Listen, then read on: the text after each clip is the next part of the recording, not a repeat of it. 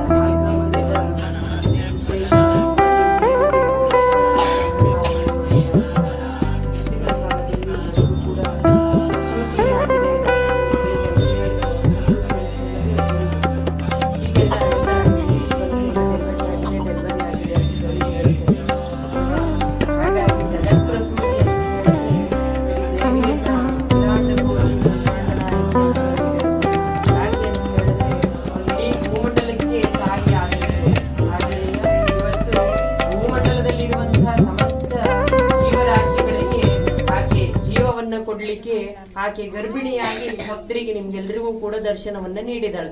ಈಗ ಇನ್ನ ಅರ್ಧ ಗಂಟೆ ನಂತರದಲ್ಲಿ ದೇವಿ ತನ್ನ ಮಕ್ಕಳನ್ನ ತೊಡೆ ಮೇಲೆ ಕೂರಿಸ್ಕೊಂಡು ದೇವಿ ಲಾಲಿಯನ್ನ ಹಾಡುತ್ತಾಳೆ. ಆಗ ದೇವಿಗೆ ಬಾಣಂತನವನ್ನ ಮಾಡಲಾಗತ್ತೆ. ಈಗ ವಿಶೇಷವಾಗಿ ದೇವಿಗೆ ಸೀಮಂತವನ್ನ ಮಾಡಲಾಗಿದೆ. ಇನ್ನ ಅರ್ಧ ಗಂಟೆ ನಂತರದಲ್ಲಿ ದೇವಿಗೆ ವಿಶೇಷವಾಗಿ ಬಾಣಂತನದ ಅಲಂಕಾರವನ್ನ ಮಾಡಲಾಗುತ್ತೆ. ಎಲ್ಲರೂ ಕೂಡ ದೇವಿಯನ್ನ ದರ್ಶನ ಮಾಡಿ ಮೂಕಾಂಬಿಕಾ ದೇವಿ ಪಾದಾರವಿಂದಕ್ಕೆ ಗೋವಿಂದ ಬೋಲೋ ಮೂಕಾಂಬಿಕಾ ಪಾದಕ್ಕೆ ಜೈ. ನಮ್ಮನ್ನ ವಿಶೇಷವಾಗಿ ಅನುಗ್ರಹ ಮಾಡುವಂತ ಹೇಳಿ ನೋಡಿ, ದೇವಿಯ ಕ್ಷೇತ್ರ ಇಲ್ಲಿ ನೆಲೆಯಾಗಬೇಕು ಅಂತ ಹೇಳಿದ್ರೆ ಅದ್ರ ಹಿನ್ನೆಲೆ ಸಾಕಷ್ಟು ಇದೆ, ಹೌದಾ? ದೇವಿ ಇಲ್ಲಿ ನೆಲೆಯಾದ ಮೇಲೆ ಸಾಕಷ್ಟು ಅಪಪ್ರಚಾರಗಳು ನಡೆದ್ಬಿಟ್ಟು, ಹೌದಾ? ಸಾಕಷ್ಟು ಅಪಪ್ರಚಾರಗಳು ನಡೆದ್ಬಿಟ್ಟು, ಆದ್ರೂ ಕೂಡ ಆಕೆ ಜಗ್ಗದನಿಯ ಈ ಕ್ಷೇತ್ರವನ್ನ ಮುಂದುವರಿಸಿಕೊಂಡು ಹೋಗುವಂತಹ ಶಕ್ತಿ ಆಕೆ ಒಬ್ಬಳಲ್ಲೇ ಇರೋದು, ಹೌದಾ? ಈಗ ನೀವೆಲ್ಲರೂ ಗಮನಿಸಬಹುದು, ಈ ಕ್ಷೇತ್ರಕ್ಕೆ ಬರ್ಲಿಕ್ಕೆ ದಾರಿಯನ್ನೇ ಬಿಡದೇನೆಯ ಎಷ್ಟು ಸಮಸ್ಯೆಗಳನ್ನ ಮಾಡ್ತಿದ್ದಾರೆ. ಸಾಕಷ್ಟು ಜನ ಹೇಳ್ಕೊಂಡಿದ್ದಾರೆ, ಬೇರೆ ಬೇರೆಯವ್ರ ಹತ್ರ ಎಲ್ಲ ಹೇಳ್ಕೊಂಡಿದ್ದಾರೆ, ಅದು ನಂದೇ ಹೊಲ, ಎಲ್ಲ ಬಿಟ್ರೆ ನಂದೇ ಹೋಗ್ಬಿಡುತ್ತೆ ಅಂತ ಹೇಳಿ. ಈಗ ನಾವೆಲ್ಲವನ್ನು ಬಿಟ್ಟು ಹೋಗ್ಬೇಕು, ಹೌದಾ? ನಾವೆಲ್ಲವನ್ನು ಬಿಟ್ಟು ಹೋಗ್ಬೇಕು. ಭೂಮಂಡಲವನ್ನ ಆಳುವಂಥವಳು ಅವಳು, ಹೌದಾ? ಹಾಗಾಗಿ ನಾವೆಲ್ಲವನ್ನು ಬಿಟ್ಟು ಆಕೆ ಕರೆದಂತಹ ಸಂದರ್ಭದಲ್ಲಿ ಹೋಗ್ಬೇಕಾಗತ್ತಲ್ವಾ? ಈಗ ಆ ಊರಿನಲ್ಲೂ ಕೂಡ ಅದೇ ರೀತಿ ಸನ್ನಿವೇಶಗಳು ಬರ್ತಾ ಇದೆ, ಹೌದಾ? ಈಗ ಜಾತ್ರೆ ಸಮಯದಲ್ಲಿ ಸಾಕಷ್ಟು ಜನ ಈ ದೇವಿ ಒಟ್ಟಿಗೆ ಬರ್ತಾ ಇದೆ, ಮೂಲ ದೇವರನ್ನ ಕರ್ಕೊಂಡು ಬರುವಂತ ಸಂದರ್ಭದಲ್ಲಿ, ಹೌದಾ? ಆಗ ದೇವಿ ಹೇಳಿದ್ದು ಒಂದೇ ಮಾತು, ಇಡೀ ಊರನ್ನ ಸ್ಮಶಾನವನ್ನ ಮಾಡ್ತೇನೆ ಅಂತ ಹೇಳಿ, ಹೌದಾ? ಯಾಕೆ ಆಕೆ ಆ ರೀತಿ ಹೇಳಿದಾಳೆ ಅಂತ ಹೇಳಿದ್ರೆ, ಈಗ ನಮ್ಗೆ ಯಾರೋ ಒಬ್ರು ಏನೋ ಒಂದು ಮಾತು ಹೇಳಿದ್ರೆ ನಮಗೆ ಎಷ್ಟು ಬೇಸರ ಆಗುತ್ತಲ್ವಾ? ಹೌದಾ? ಆಕೆಯ ಭಕ್ತರಿಗೆ ಅಂದ್ರೆ ಹೇಳಿದ್ರೆ ನಮಗೆ ಅವ್ರ ಭಕ್ತರ ತರ ಕಾಣುತ್ತಾರೆ, ಆದ್ರೆ ಎಲ್ಲರೂ ಕೂಡ ಆಕೆಗೆ ಮಕ್ಕಳೇನೆ. ಹೌದಾ?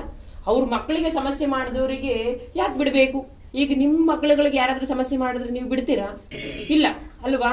ಮತ್ತೆ ಅವಳ ಮಕ್ಕಳಿಗೆ ಸಮಸ್ಯೆ ಮಾಡ್ರೆ ಅವಳು ಬಿಡ್ಬೇಕಾ? ಬಿಡಬಾರ್ದು ಅಲ್ವಾ? ಯಾರ್ಯಾರು ಏನೇನು ಸಮಸ್ಯೆಗಳನ್ನ ಮಾಡ್ತಿದ್ದಾರೆ ಅವ್ರನ್ನೆಲ್ಲ ತುಳಿದು ಅವಳು ಆಕೆಯ ಕ್ಷೇತ್ರಕ್ಕೆ ಒಂದು ದಾರಿಯನ್ನು ಮಾಡಿಕೊಳ್ತಾಳೆ. ಆ ಸಮಯ ಬಹಳ ದೂರ ಇಲ್ಲ ಅಂತ ಹೇಳಿ ನಾನು ಹೇಳ್ತೇನೆ. ಮತ್ತಿನ್ನೊಂದೇನಪ್ಪಾ ಅಂತ ಹೇಳಿದ್ರೆ, ನಾಳೆ ದೇವಿಗೆ ವಿಶೇಷವಾಗಿ ಬಳೆಗಳ ಅಲಂಕಾರ ಇರುತ್ತೆ.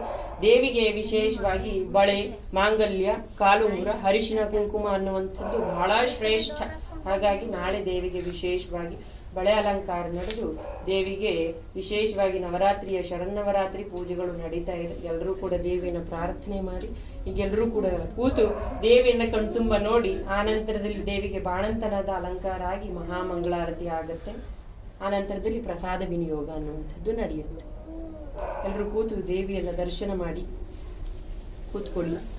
ದೇವಿಯ ಸಾನ್ನಿಧ್ಯದಲ್ಲಿ ವಿಶೇಷವಾಗಿ ಕೂತು ನಾವು ಪ್ರಾರ್ಥನೆಯನ್ನು ಮಾಡಬೇಕು. ಕೂತು ಪ್ರಾರ್ಥನೆ ಮಾಡಿದ್ರೆ ವಿಶೇಷವಾಗಿ ತಾಯಿ ಮೋಸ ಮಾಡೋರಿಲ್ಲ. ಅವರ ಸಮಯ ಅನ್ನುವಂಥದ್ದು ಒಳ್ಳೇದಾಗಿರುತ್ತೆ. ಹಾಗಾಗಿ ಅವರು ಈಗ ಚೆನ್ನಾಗಿರ್ತಾರೆ.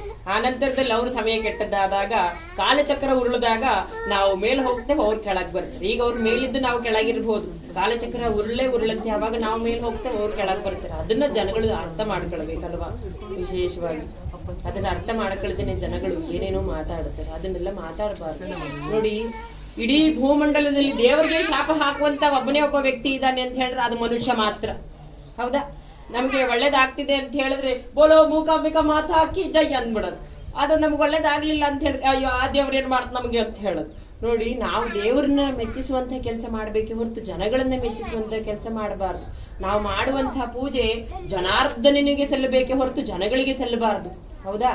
ಅದೇ ರೀತಿಯಲ್ಲಿ ವಿಶೇಷವಾಗಿ ದೇವರನ್ನ ಪ್ರಾರ್ಥನೆ ಮಾಡಿ ಈಗ ಜಗತ್ ಪ್ರಸೂತಿ ಅಲಂಕಾರದ ನಂತರದಲ್ಲಿ ಬಾಣಂತಿ ಅಲಂಕಾರ ಆಗುತ್ತೆ.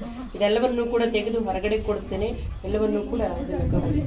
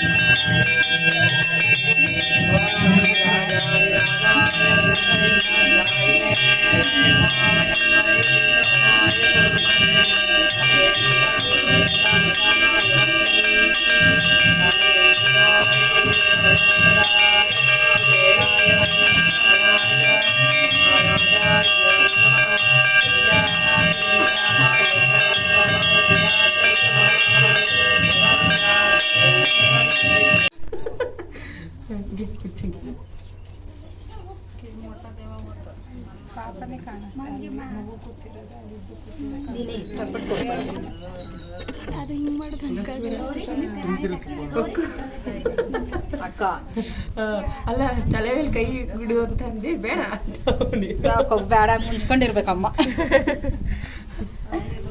ಇನ್ನೊಂದಿದೆ ಯಾರಾದ್ರೂ ಬನ್ನಿ ಮಾಡ್ತೀವಿ ಲಾಸ್ಟು. ತಾಯಿ ಅಂತೆ ಸ್ವಾಮಿ ಏನೇನು ಆಶೀರ್ವಾದ ಮಾಡಮ್ಮ, ದೇವ ಒಳ್ಳೇದು ಮಾಡಿದ್ರೆ ಸಾಕಣಪ್ಪ. ಶ್ರೀ ಮೂಕಾಂಬಿಕಾ ಮಹಾಸಂಸ್ಥಾನ ಅನ್ನುವಂತಹ ಯೂಟ್ಯೂಬ್ ಚಾನಲನ್ನು ಲೈಕ್ ಮಾಡಿ, ಶೇರ್ ಮಾಡಿ ಮತ್ತು ಸಬ್ಸ್ಕ್ರೈಬ್ ಮಾಡಿ ಮೂಕಾಂಬಿಕಾ ಮಹಾಸಂಸ್ಥಾನ ಯೂಟ್ಯೂಬ್ ಪೇಜನ್ನು ಸಪೋರ್ಟ್ ಮಾಡಿ ಅಂತ ಹೇಳಿ ನಿಮ್ಮನ್ನು ಕೇಳ್ಕೊಳ್ತೇನೆ. ಧನ್ಯವಾದಗಳು.